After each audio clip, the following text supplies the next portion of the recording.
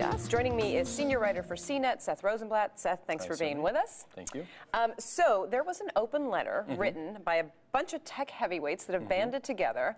It's an open letter to Congress and to the President of the United States about security, and the collective sort of group is called Reform Government Surveillance. Yes. Tell us what this letter is asking for. I mean, the title kind of gives it away, but... Right.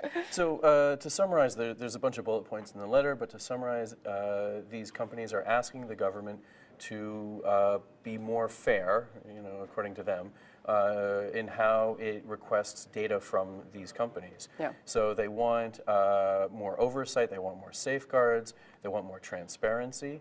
And these are things that technically they've had, but because of various rulings in the FISA and surveillance courts over the years, have been sort of hamstrung, and the government has found ways to circumvent them. And these companies are upset, and they're not going to take it anymore. Yeah. So why now? Why are the companies asking for, limitations, like reasonable limitations on the government's powers and abilities in terms of security? Sure. This all goes back to the Edward Snowden document leaks. Right. The documents that he blew the whistle on have really changed the game.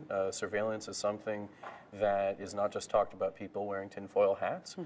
We've actually found out it's far worse than we could ever have imagined. And, and that involves pretty serious things like various governments from around the world being involved in breaking cryptographic standards and really doing pretty severe damage to how the internet operates.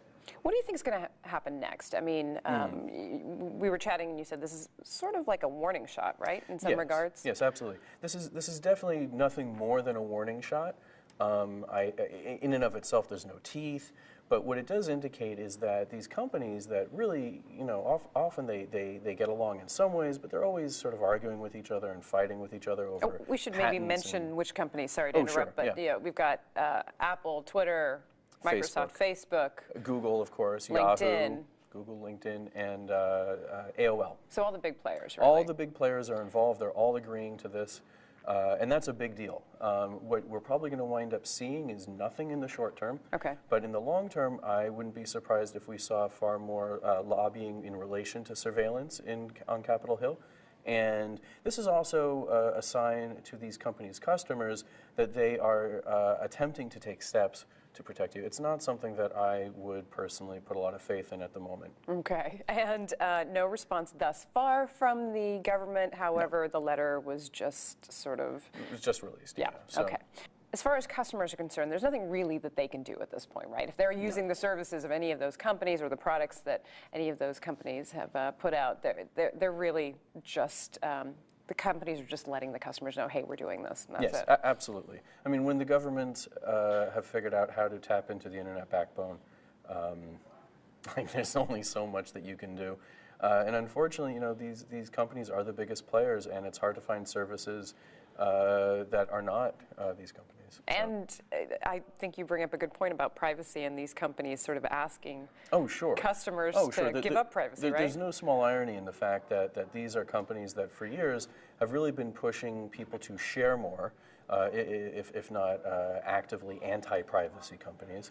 And now they're taking steps to ensure that if someone's going to use your data, it's going to be them. So, not the government. Not the government. Okay.